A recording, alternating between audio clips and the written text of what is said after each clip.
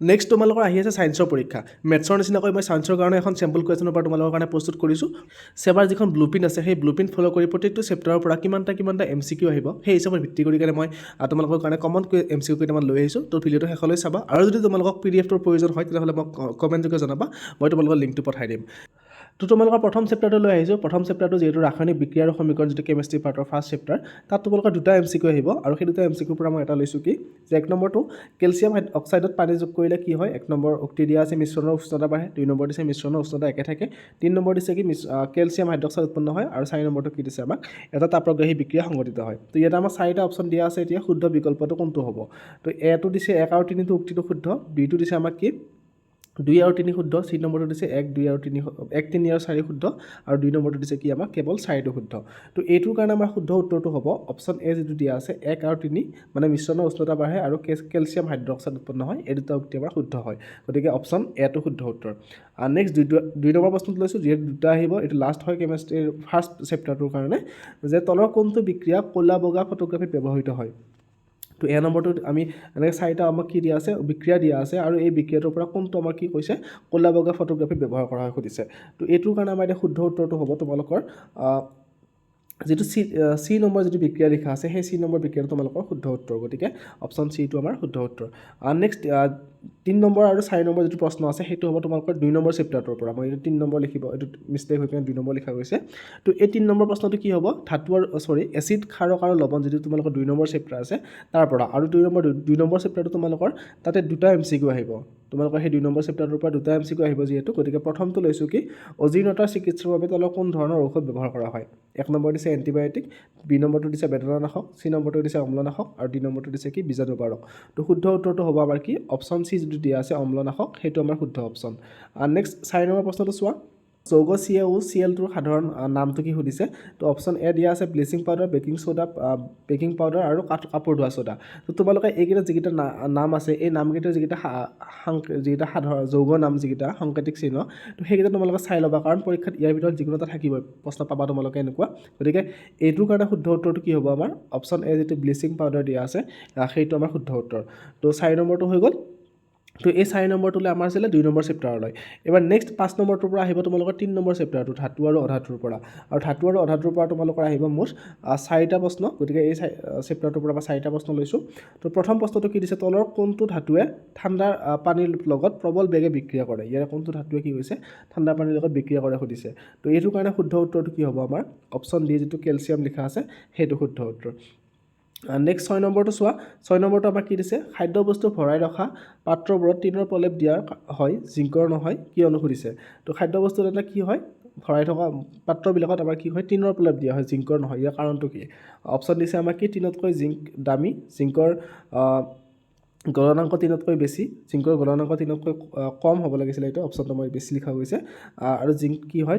3তকৈ কম সক্ৰিয় তো এইটো কাৰণে শুদ্ধ উত্তৰটো কি হ'ব আমাৰ অপশ্যন চি যিটো দিয়া আছে জিংকৰ গলনাংক 3তকৈ কম সেইটো হ'ব আমাৰ এইটো বেছিটো মই লিখা গৈছে এইটো কম হ'ব লাগে তো অপশ্যন চিটো শুদ্ধ উত্তৰ নেক্সট 7 নম্বৰ প্ৰশ্নটো চোৱা 7 নম্বৰ প্ৰশ্নটো আমাক কি দিছে লোৰ টাৱা এখন মামেৰে ধৰাৰ পৰা বচাই ৰাখিবলৈ তলৰ কোনটো পদ্ধতি উপযুক্ত অপশ্যন এ গ্ৰীজ ব্যৱহাৰ কৰি ৰং ব্যৱহাৰ কৰি জিংকৰ প্ৰলেপ দি আৰু ওপৰৰ সকলো তো আমাৰ 7 নম্বৰ প্ৰশ্নটো হৈছে কি মামৰে ধৰাৰ পৰা বাচিবলৈ আমি কি পদ্ধতি ল'ব লাগিব তো এইটো কাৰণে হয় কি যে আমি জিংকৰ প্ৰলেপ দিব লাগিব গতিকে অপশ্যন চিটো আমাৰ শুদ্ধ উত্তৰ নেক্সট 8 নম্বৰটো চোৱা 8 নম্বৰটো দিছে আমাক কি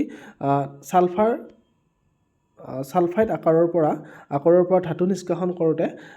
আকাৰটোৰ ধাতৱ অক্সাইডলৈ পৰিৱৰ্তিত হয় এই বিক্ৰিয়াটো বা এই পদ্ধতিটোক আমি কি বুলি কোৱা হয় তো 8 নম্বৰটোৰ কাৰণে কি হ'ব আমাক ছালফাইড আকাৰৰ পৰা কি কৰিছে ধাতু নিষ্কাশন কৰোঁতে আকাৰটো ধাতৱ অক্সাইডলৈ পৰিৱৰ্তিত হয় আৰু এইটো পদ্ধতিক আমি কি বুলি জানো যে তাপজাৰণ পদ্ধতি বুলি জানো গতিকে অপশ্যন ডিটো আমাৰ কি হয় শুদ্ধ উত্তৰ তো এই 8 নম্বৰটোলৈ আমাৰ আছিলে কি তোমালোকৰ ধাতু আৰু অধাতু নম্বৰ চেপ্টাৰটোৰ পৰা এবাৰ আহিলে 9 নম্বৰ প্ৰশ্নটোৰ পৰা তোমালোকৰ এইটো আহিব কাৰ্বন আৰু তাৰ যৌগ যিটো চেপ্টাৰ আছে 4 নম্বৰ চেপ্টাৰ তাৰ পৰা তোমালোকৰ মুঠ আহিব 4টা MCQ আহিব গতিকে তোমালোকৰ 9 নম্বৰ প্ৰশ্নটো কি হ'ব এইটো কাৰ্বন আৰু তাৰ যৌগ তাৰ পৰা লৈছোঁ তো 9 নম্বৰ প্ৰশ্নটো কি দিছে প্ৰপেনৰ অণু এটাত থাকে 10টা সহযোগী বান্ধনী 9টা সহযোগী বান্ধনী 11টা সহযোগী বান্ধনী আৰু 8টা সহযোগী বান্ধনী তো শুদ্ধ উত্তৰটো আমাৰ কোনটো হ'ব 10টা সহযোগী বান্ধনী প্ৰপেনত আমাৰ কি থাকে 10টা থাকে গতিকে অপশ্যন এটো আমাৰ শুদ্ধ উত্তৰ নেক্সট 10 নম্বৰটো চোৱা 10 নম্বৰটো দিছে তলৰ কোনটো যৌগত কাৰ্বন পৰমাণুৰ মাজত অন্ততঃ এডাল দ্বিবান্ধনী আছে এতিয়া অন্ততঃ এডাল দ্বিবান্ধনী থকা কাৰ্বন যৌগ ইয়াৰে কোনটো হ'ব C2H4 যিটো মিথেন তাৰপিছত C2H6 দিয়া আছে C3H8 C5H12 দিয়া আছে তো আমাৰ শুদ্ধ উত্তৰটো কি হ'ব অপশ্যন এ C2H4 নেক্সট 11 নম্বৰটো চোৱা 11 নম্বৰটো সেয়া তোমালোকৰ কাৰ্বনৰ নম্বৰ চেপ্টাৰটোৰ পৰাই আছে ইয়াতে তো কাৰ্বনে অজস্ৰ প্ৰকাৰৰ যৌগ গঠন কৰাৰ কাৰণ কি কেটিনেশ্যন কাৰ্বনৰ পৰমাণুৰ ক্ষুদ্ৰ আকাৰ কাৰ্বনৰ চতুৰ্থ সহযোজ্যতা আৰু কি আছে কাৰ্বনৰ শক্তিশালী বান্ধনীৰ গঠন তো এইটো কাৰণে শুদ্ধ উত্তৰটো কি হ'ব সুধিছে আমাৰ তো শুদ্ধ অপশ্যনটো কি হ'ব আমাৰ অপশ্যন কেটিনেশ্যনটো হ'ব এটা আৰু এটা কি হ'ব তাৰ কাৰ্বনৰ চতুৰ্থ সহযোজ্যতা যিটো সেইটো কাৰণে গতিকে অপশ্যন আমাৰ কোনটো হ'ব ডি নম্বৰটো শুদ্ধ উত্তৰ হ'ব অপশ্যন এ ডিত আমাক কি দিয়া আছে 1 আৰু 3 দুটা দিয়া আছে গতিকে 11 নম্বৰটোৰ কাৰণে শুদ্ধ উত্তৰটো অপশ্যন ডি নেক্সট 12 নম্বৰটো চোৱা 12 নম্বৰটো আমাক কি দিছে তলৰ কোনটো গ্লেচিয়েল এচিটিক এচিড বুলি অভিহিত কৰা হয় তো ইয়াতে আমাৰ অপশ্যন কি দিয়া আছে 1 নম্বৰ দিছে বিশুদ্ধ ethanoic acid 2 number vinegar 3 number লঘু ইথানয়িক এচিড আৰু 4 নম্বৰ কি ওপৰৰ আটাইকেইটা তো এইটো কাৰণে গ্লেচিয়েল এচিটিক এচিড মানে আমি কোনটো জানো বিশুদ্ধ ইথানয়িক এচিডটো হয় গতিকে অপশ্যন এ টো তোমালোকৰ শুদ্ধ উত্তৰ তো এইকেইটালৈ আছিলে কাৰ্বন আৰু তাৰ যৌগ নামৰ চেপ্টাৰটোৰ এবাৰ নেক্সট আহিলে তোমালোকৰ 5 নম্বৰ চেপ্টাৰ যিটো মৌলৰ পৰ্যায়ভিত্তিক শ্ৰেণী বিভাজন আৰু তাৰ পৰা তোমালোকৰ আহিব দুটা MCQ গতিকে সেই দুটা MCQৰ পৰা মই লৈছোঁ এটা মৌলৰ পৰ্যায়ভিত্তিক তালিকাৰ পৰ্যায় এটাত বাওঁফালৰ পৰা সোঁফাললৈ পাৰমাণৱিক ব্যাসাৰ্ধ ক্ৰমান্বয়ে বাঢ়ে কমে একেই থাকে আৰু ওপৰ এটাউন হয় তো 13 নম্বৰটোৰ কাৰণে শুদ্ধ উত্তৰটো কোনটো হ'ব এতিয়া তোমালোকে এনেকুৱা ধৰণৰ প্ৰশ্ন তোমালোকে চাব পাৰা বাওঁফালৰ পৰা সোঁফাললৈ কি হয় বা এনেকুৱা ধৰণৰ মৌলৰ পৰ্যায়ভিত্তিক তালিকাৰ যিটো ধৰ্ম আছিলে সেই তাৰ ওপৰত তোমালোকে এটা MCQ পাব পাৰা আৰু এইটোৰ কাৰণে শুদ্ধ উত্তৰটো কি হ'ব আমাৰ অপশ্যন বিটো যিটো কমে সেইটো আমাৰ শুদ্ধ উত্তৰ নেক্সট তোমালোকে এইবাৰ 14 নম্বৰটো আহিছোঁ যিহেতু ইয়াৰ পৰা দুটাই আহিব গতিকে 14 নম্বৰ প্ৰশ্নটো এটা ৰাসায়নিক পৰমাণুৰ ইলেক্ট্ৰনীয় বিন্যাস হ'ল 2H7 তো তলত মৌলবোৰৰ কোনটো ইয়াৰ ৰাসায়নিক সাদৃশ্য থাকিব তো 2H7 হোৱাৰ লগে লগে কি হ'ব 2 8 10 10 7 17 হোৱাৰ লগে লগে আমাৰ কি আহিব F2 যিটো ফ্ল'ৰিন আছিলে তো অপশ্যন বি টো আমাৰ শুদ্ধ উত্তৰ নেক্সট তোমালোকৰ এইবাৰ আহিলে বায়'লজি পাৰ্টটো 6 নম্বৰ চেপ্টাৰটো আৰু 6 নম্বৰ চেপ্টাৰটোৰ পৰা তোমালোকৰ আহিব কেইটা জীৱন প্ৰক্ৰিয়া নামৰ যিটো চেপ্টাৰ আছে তাৰ পৰা তোমালোকৰ তিনিটা MCQ থাকিব আৰু সেই তিনিটা MCQ মই কি লৈছোঁ চোৱা 15 নম্বৰটো তাৰ জীৱন প্ৰক্ৰিয়া নামৰ চেপ্টাৰটোৰ পৰা যে শ্বেতসাৰক সৰল শ্ৰেণীলৈ ৰূপান্তৰ কৰা উৎসেচকটোক কি বুলি কোৱা হয় শ্বেতসাৰক সৰল শ্ৰেণীলৈ ৰূপান্তৰ কৰা উৎসেচকটোৰ নাম কি অপশ্যন এ দিছে এমাইলেজ বি দিছে লাইপেজ চি দিছে পেপচিন আৰু ডি দিছে কি আমাৰ ট্ৰিপচিন তো শুদ্ধ উত্তৰটো কি হ'ব আমাৰ অপশ্যন এ এমাইলেজটো তো 15 নম্বৰটোৰ কাৰণে শুদ্ধ উত্তৰ অপশ্যন এ নেক্সট 16 নম্বৰটো চোৱা আমাৰ লালটিত থকা উৎসেচকবিধক বোলা হয় লালটিত থকা উৎসেচক কি এমাইলেজ লাইপেজ ট্ৰিপচিন আৰু পেপচিন তো 16 নম্বৰটোৰ কাৰণে কি হ'ব তোমালোকৰ শুদ্ধ উত্তৰটো হ'ব এমাইলেজে হয় গতিকে অপশ্যন এটোৱে আমাৰ শুদ্ধ উত্তৰ নেক্সট 17 নম্বৰটো চোৱা পাইৰুভেট অণু ভাঙি কাৰ্বন ডাই অক্সাইড পানী আৰু শক্তি উৎপন্ন হোৱা বিক্ৰিয়াটো সম্পাদিত হয় ক'ত সম্পাদিত হয় সুধিছে এইটো সাইটোপ্লাজমত মাইটকণ্ড্ৰিয়াত ক্ল'ৰ'প্লাষ্টত নে কোষকেন্দ্ৰত তো যিহেতু এইটো শক্তি উৎপন্ন হোৱা বিক্ৰিয়াটো ক'ত উৎপন্ন হয় আমাৰ মাইটকণ্ড্ৰিয়াত হয় কাৰণ মাইটকণ্ড্ৰিয়াক আমি কি বুলি জানো শক্তিৰ ভঁৰাল বুলি জানো গতিকে অপশ্যন বি টো আমাৰ শুদ্ধ উত্তৰ তো এইকেইটা আছিলে তোমালোকৰ জীৱন প্ৰক্ৰিয়া নামৰ চেপ্টাৰটোৰ পৰা এবাৰ আহিছোঁ তোমালোকৰ যিটো 7 নম্বৰ চেপ্টাৰ নিয়ন্ত্ৰণ আৰু সমন্বয় তাৰ পৰা আৰু তাৰ পৰা তোমালোকৰ মুঠ 4টা MCQ আহিব গতিকে 4টা MCQৰ প্ৰথম MCQটো মই লৈছোঁ কি হৰমনৰ পৰিমাণ আৰু নিশ্চিত হোৱাৰ সময় কেনেদৰে নিয়ন্ত্ৰিত হয় হৰমনৰ পৰিমাণ আৰু নিশ্চিত হোৱা সময় কেনেদৰে নিয়ন্ত্ৰিত হয় এইটো অপশ্যন এ কোনটো পদ্ধতি হ'ব সুধিছে আমাক ফিডবেক পদ্ধতি ফিড আপ পদ্ধতি আৰু নন ফিডবেক পদ্ধতি তো এইটোৰ কাৰণে শুদ্ধ উত্তৰটো কি অপশ্যন এ ফিডবেক পদ্ধতি গতিকে 18 নম্বৰটোৰ শুদ্ধ উত্তৰটো হ'ল অপশ্যন এটো নেক্সট 19 নম্বৰটো চোৱা অগ্নাশয় গ্ৰন্থিয়ে ক্ষৰণ কৰা হৰম'নবিধ কি তো অগ্নাশয় গ্ৰন্থিয়ে কোনবিধ হৰম'ন ক্ষৰণ কৰে ইনচুলিন এড্ৰিনেল বৃদ্ধি হৰম'ন নে তোমালোকৰ এষ্ট্ৰজেন তো এইটোৰ কাৰণে শুদ্ধটো হ'ব কি অপশ্যন এ ইনচুলিনটো ক্ষৰণ কৰে যিহেতু অগ্নাশয় গ্ৰন্থিয়ে গতিকে অপশ্যন এটো শুদ্ধ উত্তৰ নেক্সট 20 নম্বৰটো চোৱা উদ্ভিদৰ বৃদ্ধিত বাধা প্ৰদান কৰা হৰম'নবিধৰ নাম কি তো উদ্ভিদৰ বৃদ্ধিত বাধা প্ৰদান কৰা হৰম'নবিধ কি চাইটোকাইনিন জিবাৰেলিন অক্সিন আৰু এপচাইচিক এচিড তো কোনটো শুদ্ধ হ'ব ইয়াতে বৃদ্ধিত বাধা দিয়াটো হ'ল আমাৰ কি এপচাইচিক এচিডটো গতিকে অপশ্যন ডি টো শুদ্ধ উত্তৰ নেক্সট 21 নম্বৰটো চোৱা আমাৰ মস্তিষ্কৰ স্পৰ্শ গোন্ধ সোৱাদ আৰু দৃষ্টি সংবেদন গ্ৰহণ কৰা অংশটো কি এতিয়া তোমালোকৰ এইটো প্ৰশ্ন আহিলে নিয়ন্ত্ৰণ আৰু সমন্বয়ৰ যিটো চেপ্টাৰ আছিলে তাৰ পৰা। গতিকে তোমালোকৰ মস্তিষ্কৰ যিকেইটা অংশ আছিলে সেই অংশকেইটা কামকেইটা আছে সেইকেইটা তোমালোকে ভালকৈ চাই যাবা, তাৰ পৰা তোমালোকে পৰীক্ষাত প্ৰশ্ন পাবা। গতিকে 21 নম্বৰটোৰ কাৰণে আমাৰ কি আছিলে, মস্তিষ্কৰ স্পৰ্শ, গোন্ধ, সোৱাদ এইবিলাক কোনটো অংশই আমাক মস্তিষ্ক গম পায় যে প্ৰমস্তিষ্ক যিটো আছিলে আমাৰ 2 নম্বৰ অপশ্যনত যিটো দিয়া আছে সেইটো শুদ্ধ উত্তৰ। নেক্সট 22 নম্বৰটো চোৱা, তলৰ কোনটো প্ৰটিন সংশ্লেষণৰ তথ্যৰ উৎস বোলা হয়। এতিয়া এই 22 নম্বৰ প্ৰশ্নটো আহিছে তোমালোকৰ জীৱই কেনেকৈ বংশ বিস্তাৰ কৰে নামৰ যিটো চেপ্টাৰ আছিলে তাৰ পৰা, আৰু তাতে তোমালোকৰ কেইটা থাকিব MCQ, মোৰ 3টা MCQ থাকিব। তো প্ৰথমটো লৈছোঁ মই এইটো যে তলৰ কোনটোক প্ৰটিন সংশ্লেষণৰ তথ্যৰ উৎস বোলা হয়। তো ইয়াৰ কাৰণে শুদ্ধ উত্তৰটো কোনটো হ'ব আমাৰ DNA-টো যিটো অপশ্যন বিত দিয়া আছে, গতিকে অপশ্যন বিটো আমাৰ শুদ্ধ উত্তৰ। নেক্সট 23 নম্বৰ প্ৰশ্নটো চোৱা, 23 নম্বৰটো আমাক কি দিছে, ৰাইজোপাছে ব্যৱহাৰ কৰা প্ৰজনন পদ্ধতি কোনটো। এতিয়া তোমালোকে এনেকুৱা প্ৰজনন পদ্ধতি বহুতকেইটা জীৱৰ বিষয়ে লিখা আছে, তোমালোকে সেইকেইটা চাই যাব পাৰা, তাৰ পৰা তোমালোকে MCQ পাব পাৰা। গতিকে ৰাইজোপাছে কোনটো বিভাজন কৰে, ৰেণু গঠন যিটো বিভাজন আছিলে সেইটো মতে প্ৰজনন পদ্ধতি কৰে। গতিকে আমাৰ অপশ্যন ডিটো শুদ্ধ উত্তৰ হ'ব। নেক্সট 24 নম্বৰটো চোৱা, পিউবাৰ্টিৰ সময়ত ছোৱালীৰ দৈহিক পৰিৱৰ্তনৰ লগত জড়িত হৰম'নবিধ কোনবিধ হৰম'ন ছোৱালীৰ দৈহিক পৰিৱৰ্তনৰ লগত জড়িত থাকে, আৰু সেইটো কোনটো আছিলে আমাৰ এষ্ট্ৰজেন। গতিকে অপশ্যন ডিটো আমাৰ শুদ্ধ উত্তৰ। তো তোমালোকৰ জীৱই কেনেকৈ বংশ বিস্তাৰ কৰাৰ পৰা 3টা আছিলে, মই সেই 3টা লৈ ল'লোঁ। এবাৰ নেক্সট চেপ্টাৰ তোমালোকৰ যিটো 9 নম্বৰ চেপ্টাৰ আছে বংশগতি আৰু ক্ৰমবিকাশ, তাৰ পৰা তোমালোকৰ 3টা MCQ আহিব। তো তাৰ পৰা মই 3টা MCQ লৈছোঁ। প্ৰথম MCQটো কি লৈছোঁ চোৱা, যে 25 নম্বৰটো যে মানুহৰ বিকাশ হৈছিল ক'ত, এছিয়াত, আফ্ৰিকাত, ইউৰোপ আৰু অষ্ট্ৰেলিয়া। তো মানুহৰ বিকাশ ক'ত হৈছিলে প্ৰথমতে, এইটো আফ্ৰিকাত আছিলে। গতিকে অপশ্যন বিটো শুদ্ধ উত্তৰ। নেক্সট 26 নম্বৰটো তোমালোকৰ মেণ্ডেলাৰ যিটো দিগসংকৰণ পৰীক্ষা আছিলে তাৰ ব্যক্তৰূপ অনুপাতটো কোনটো হ'ব সুধিছে। তো অনুপাতটো কোনটো আছিলে আমাৰ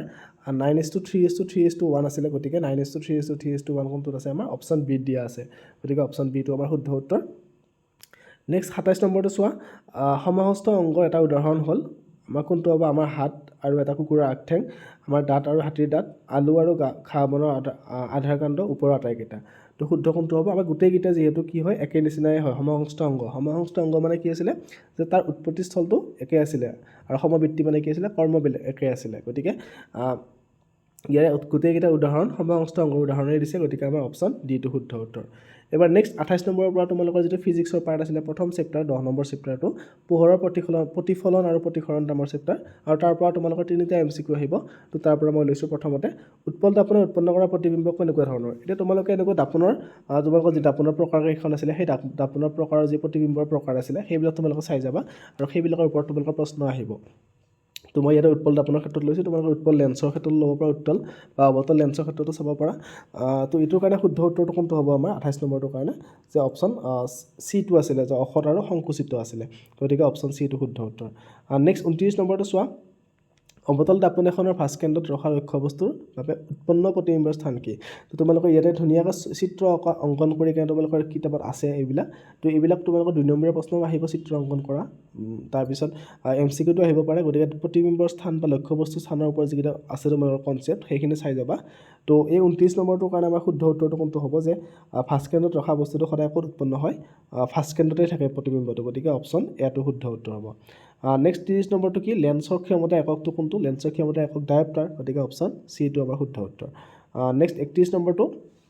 এইবাৰ তোমালোকৰ যিটো 11 নম্বৰ চেপ্টাৰ আছিলে মানুহৰ চকু আৰু বাৰবৰণীয়া পৃথিৱী, তাৰ পৰা লৈছোঁ। আৰু মানুহৰ চকু আৰু বাৰবৰণীয়া পৃথিৱীৰ পৰা তোমালোকৰ 3টা MCQ আহিব। তো প্ৰথম MCQটো কি, তলৰ কোনবিধ ৰোগীয়ে নেত্ৰদান কৰিব নোৱাৰে। তো ইয়াৰে থকা কোনবিধ ৰোগীয়ে কি হয় নেত্ৰদান কৰিব নোৱাৰে সুধিছে, কোনটো বেমাৰৰ কথা হ'লে। তো অপশ্যন এ মধুমেহ, অপশ্যন বি উচ্চ ৰক্তচাপ, অপশ্যন চি এজমা, আৰু অপশ্যন ডি কি আছে কেটেৰেক্ট। তো শুদ্ধ উত্তৰটো কি হ'ব আমাৰ অপশ্যন ডি কেটেৰেক্টটো। নেক্সট 32 নম্বৰটো কি, মায়'পিয়াগ্ৰস্ত ৰোগীৰ বাবে কি লেন্স ব্যৱহাৰ কৰা হয়। তো তোমালোকে মায়'পিয়া, হাইপাৰমেট্ৰপিয়া এইবিলাকৰ যিবিলাক প্ৰতিকাৰৰ উপায় যিকেইটা আছিলে, যিবিলাক লেন্স ব্যৱহাৰ কৰিব লগা আছিলে, তো তোমালোকে সেইখিনি চাই যাবা। আৰু বেমাৰৰ যিখিনি কাৰণ আছিলে বা বেমাৰৰ যিখিনি লক্ষণ আছিলে সেইখিনি তোমালোকে চাই যাবা, কোনটো বস্তু ওচৰৰ বস্তু দেখা নোপোৱা বা দূৰৰ বস্তু দেখা নোপোৱা। তো সেইখিনি বস্তু চাই যাবা, ইয়াৰ ওপৰত তোমালোকৰ প্ৰশ্ন থাকিব। তো 32 নম্বৰটো মায়'পিয়াৰ কাৰণে আমাৰ কি লেন্স ব্যৱহাৰ কৰিব লাগিব, অৱতল লেন্স ব্যৱহাৰ কৰিব লাগিব। গতিকে অপশ্যন চিটো শুদ্ধ উত্তৰ। নেক্সট 33 নম্বৰটো লাষ্ট এইটো MCQ যে কোন অংশৰে চকুত পোহৰ সোমায় আমাৰ চকুত পোহৰ সোমোৱা অংশ কোনটো ৰেটিনা কৰ্নিয়া নো আৰু ইৰিছ কোনটো হ'ব আমাৰ শুদ্ধ উত্তৰটো যে আমাৰ কৰ্নিয়াৰে চকুৰ পোহৰ সোমায় তো তোমালোকে চকুৰ কাৰ্য যিখিনি আছে কোনটো অংশৰ কি কাৰ্য হয় সেইখিনিও চাই যাবা তোমালোকে পৰীক্ষাত এনেকুৱা ধৰণৰ প্ৰশ্ন পাবা তো এইটো কাৰণে শুদ্ধ উত্তৰটো কি হ'ব আমাৰ অপশ্যন B2 এবাৰ নেক্সট তোমালোকৰ ফিজিক্সৰ যি 3 নম্বৰ চেপ্টাৰ আছিলে বিদ্যুৎ নম্বৰ চেপ্টাৰ সেই বিদ্যুৎ চেপ্টাৰটোৰ পৰা আহিছোঁ মই ইয়াৰ পৰা তোমালোকৰ দুটা MCQ আহিব মাত্ৰ তো প্ৰথম MCQটো লৈছোঁ মই কি বৈদ্যুতিক আধানৰ SI একক কি বৈদ্যুতিক আধানৰ SI একক কি আছিলে আমাৰ কুলম্ব আছিলে গতিকে অপশ্যন C2 তো তোমালোকে মই ইয়াতে জাষ্ট এটা উদাহৰণ লৈছোঁ আধানৰ SI একক লিখাটো তো তোমালোকে তাত যিবিলাক একক আছে সেই এককবিলাক চাই যাবা SI একক কোনটো SI একক কি হয় তাৰ ওপৰত তোমালোকে এটা নহয় এটা প্ৰশ্ন পাবাই গতিকে সেইখিনি কমন তোমালোকে চাবা তাৰ পৰা নেক্সট 35 নম্বৰটো তোমালোকে অংক এটা লৈছোঁ যিহেতু ইয়াৰ পৰা অংক আহিব তোমালোকৰ তো অংকটো কি 6 ভোল্ট বিভৱ ভেদৰ পৰা দুটা বিন্দুৰে মাজত 4 কুলম আধান চালিত কৰোঁতে কাৰ্য কৰিবলগীয়া কাৰ্য W উলিয়াব লাগে কাৰ্য উলিয়াব লগা যিটো আমাৰ সূত্ৰ আছিলে সেই সূত্ৰটো ব্যৱহাৰ কৰি কেনে কৰিব লাগিব তো তোমালোকে সেই সূত্ৰকেইটা ব্যৱহাৰ কৰি কৰা অংককেইটা আৰু আধানৰ একককেইটা আধান মানে কি যিকেইটা একক লিখা আছে SI একক সেইকেইটা তোমালোকে ভালকৈ চাই যাবা তাৰ পৰা পৰীক্ষাত প্ৰশ্ন পাবা তো এতিয়া 35 নম্বৰটোৰ কাৰণে শুদ্ধ উত্তৰটো কি হ'ব আমাৰ অপশ্যন ডি যিটো 24 জুলটো নেক্সট 36 নম্বৰটো চোৱা যিটো এইটো এটা ইম্পৰ্টেণ্ট প্ৰশ্ন হয় কাৰণ তোমালোকৰ তাত 36 নম্বৰটো মই লৈছোঁ বিদ্যুৎ প্ৰবাহৰ চুম্বকীয় একক বিদ্যুৎ প্ৰবাহৰ চুম্বকীয় ক্ৰিয়াৰ পৰা তোমালোকৰ যিটো 13 নম্বৰ চেপ্টাৰ আছে আৰু সেই চেপ্টাৰটোৰ পৰা তোমালোকৰ তিনিটা MCQ আহিব গতিকে সেই MCQ কেইটা তোমালোকে এনেকুৱা ধৰণৰ নীতি লিখা আহিব পাৰে বা নীতি তোমালোকৰ কোনটো নীতিৰ পৰা দিছে সেইখিনি আহিব পাৰে গতিকে গোটেইকেইটা ইম্পৰ্টেণ্ট চাই যাবা তোমালোকে নীতিকেইটা তো প্ৰথমটো কি দিছে এইটো 36টো যে প্ৰবাহযুক্ত পোন পৰিবাহীৰ চাৰিওফালে উৎপন্ন চুম্বক ক্ষেত্ৰৰ দিশ পৰিবাহীৰ মাজেৰে চালিত প্ৰবাহৰ দিশৰ ওপৰত নিৰ্ভৰ কৰে এনে ক্ষেত্ৰত চুম্বক ক্ষেত্ৰৰ দিশ নিৰ্ধাৰণ কৰিবলৈ ব্যৱহৃত নীতিটো কোনটো তো আমাৰ কি আছে অপশ্যন এ সোঁহাতৰ বা বুঢ়া আঙুলি নীতি ফ্লেমিঙৰ বাওঁহতীয়া নীতি ফ্লেমিঙৰ কি আছে আমাৰ সোঁহতীয়া নীতি আৰু ওপৰৰ এটাও নহয় তো এইটো কাৰণে শুদ্ধ উত্তৰটো কি হ'ব আমাৰ সোঁহাতৰ বুঢ়া আঙুলি নীতি যিটো আছিলে সেইটো শুদ্ধ উত্তৰ গতিকে অপশ্যন এটো শুদ্ধ উত্তৰ নেক্সট 37 নম্বৰটো চোৱা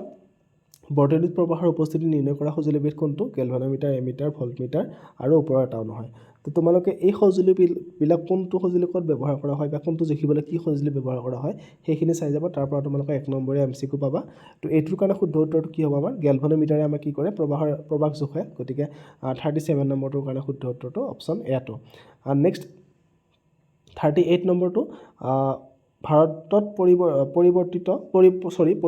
পৰিৱৰ্তী প্ৰবাহৰ কম্পনাংক কিমান তো 20 হাৰ্টজ 50 হাৰ্টজ 100 হাৰ্টজ আৰু 5 হাৰ্টজ তো এইটো কাৰণে শুদ্ধ উত্তৰটো কি হ'ব আমাৰ 100 হাৰ্টজ তো এইটো চেপ্টাৰৰ পৰা তিনিটা আছিলে তিনিটা লৈ ল'লোঁ মই MCQ নেক্সট তোমালোকৰ যিটো এনভাইৰনমেণ্ট ষ্টাডি যিটো ছেকশ্যন আছিলে তাৰ পৰা তোমালোকৰ যিটো 14 নম্বৰ চেপ্টাৰ শক্তিৰ উৎস আৰু সেই শক্তিৰ উৎসসমূহৰ পৰা তোমালোকৰ দুটা MCQ আহিব তো প্ৰথমটো লৈছোঁ মই কি তলৰ কোনটো অপৰম্পৰাগত শক্তিৰ উৎস তো জীৱাশ্ম ইন্ধন তাপভিত্তিক শক্তি প্ৰকল্প জলশক্তি প্ৰকল্প আৰু সৌৰশক্তি তো এইটো কাৰণে কি হ'ব অপৰম্পৰাগত হ'ব লাগিলে কি হ'ব লাগিব সৌৰশক্তিটো হ'ব গতিকে অপশ্যন ডিটো আমাৰ শুদ্ধ উত্তৰ নেক্সট 40 নম্বৰটো চোৱা এন্থ্ৰাচাইট থকা কাৰ্বনৰ পৰিমাণ হৈছে 65% 78% 95% আৰু 99% তো এন্থ্ৰাচাইটত কাৰ্বন কিমান % থাকে 95% থাকে গতিকে অপশ্যন চিটো আমাৰ শুদ্ধ উত্তৰ নেক্সট তোমালোকৰ যিটো 15 নম্বৰ চেপ্টাৰ আমাৰ পৰিৱেশ নামৰ তো তাৰ পৰা তোমালোকৰ দুটা MCQ আহিব মই সেই দুটা MCQ লৈছোঁ চোৱা যে তলৰ কোনটো জীৱ নিৰ্ণীকৰণ পেলনীয়া দ্ৰব্য পলিথিনৰ মোনা তাৰপিছত আমাক কি দিছে